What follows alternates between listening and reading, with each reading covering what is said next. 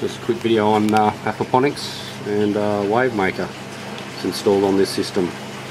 The wave makers are generally used in large aquarium tanks, 500 litre, 6 foot, that kind of tank. For tropical fish that are used to, you know, Great Barrier Reef kind of was where they probably lived before. So the wave maker creates a swell. You know, they're basically just a pump, like a fan kind of pump, that pushes around a couple of thousand litres an hour. I think it's quite a fair bit, 10-20,000 litres depending on what your settings are. With this system, why I've got it on an aquaponics system is that the trout fingerling tank, I like to create just a constant stream, like nothing too hard. I'm not going to make them run all day long and wear themselves out. But the wave maker is basically just creating a swirling motion in this tank. The water goes right around it, top to bottom, around the tank. So the fish can either sit in the middle of the tank, they're not going to get pushed around much. And if they want to go to the edge and have a bit of exercise, they can. So it's a little bit of a gym for the fish. I wouldn't bother with my tanks with silver perch.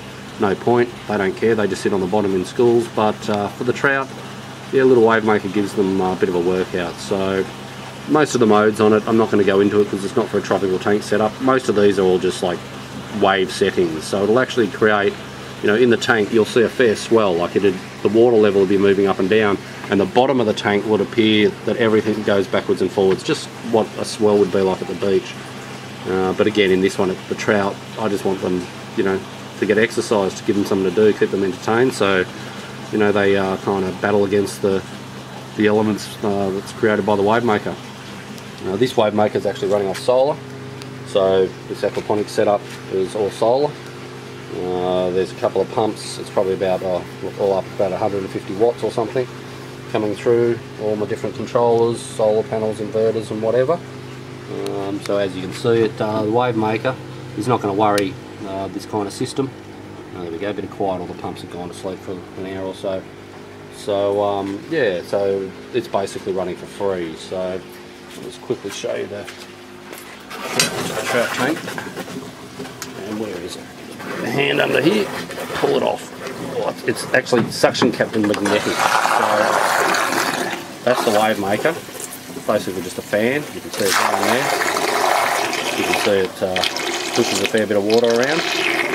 So the wave maker, you know, not only put it back on, not only does it create a swell. It's that magnet bit. What have I done? I pulled it right off the magnet. Alright. It's probably not good for it letting it out, but out of the water. God. Alright, the magnet's pretty strong. Because as you can see, the magnet plate that's supposed to hold this thing on just came right off. So hopefully it just clicks back in pretty easy. Yeah, there we go. So I'll just click that back in how it should have been. So the plate here for the wave maker, I won't keep it out of the water too long, it's not supposed to be outside. Down the side of the tank there, see that little black disc, that's the other side of the magnet. So one side of the tank just has a magnet, the suction cap, and also magnet of the wave maker there. So you know, they basically just clip onto the tank, so you can move it around quite easily. It's fully adjustable within the, you know, within the actual holder for it. This thing can go any direction under the water, can do whatever you want. So I won't put it on the wave maker setting, just let me clip that back. Put it back how it should have been. That'll do. We'll give them something to swim against. So you can see, you know, a bit of a swell. But that's not actually on the wave making setting. This is just on a kind of stream setting. So the fish down the bottom of the tank, you probably can't really see them. There's too much going on in there.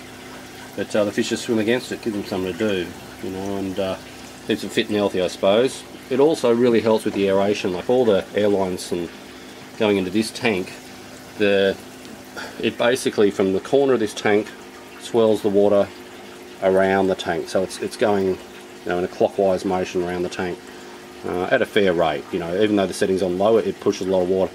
The aeration in the tank, because of this water and how the wave maker's aimed, it pushes all the bubbles down and around the tank, which basically adds a lot of oxygen. Because normally, you know, the longer the air bubbles are in the water, you know, the more the air is actually going to diffuse into the water. So the wave maker not only creates a you know, something for the fish to do, but it also adds a lot more oxygen to the water because it's keeping those bubbles submerged for longer as it's pushing them sideways around the tank.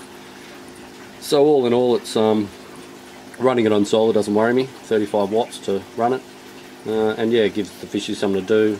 It kind of helps with keeping the tank clean as well, because nothing really gets to sit on the bottom and that kind of thing. So, you know, I thought the trout like it, and you know, hopefully they get big and fat from it. Gives them something to do and exercise and more oxygen, as trout really need the oxygen in the water. Some of the tanks with silver perch in them, they wouldn't care. You could throw 2 lines in and no water moving, it wouldn't really worry them, but you know, the trout are a bit more critical to water. So yeah, just a quick update on a wave maker and a trout fingerling tank, aquaponic wise.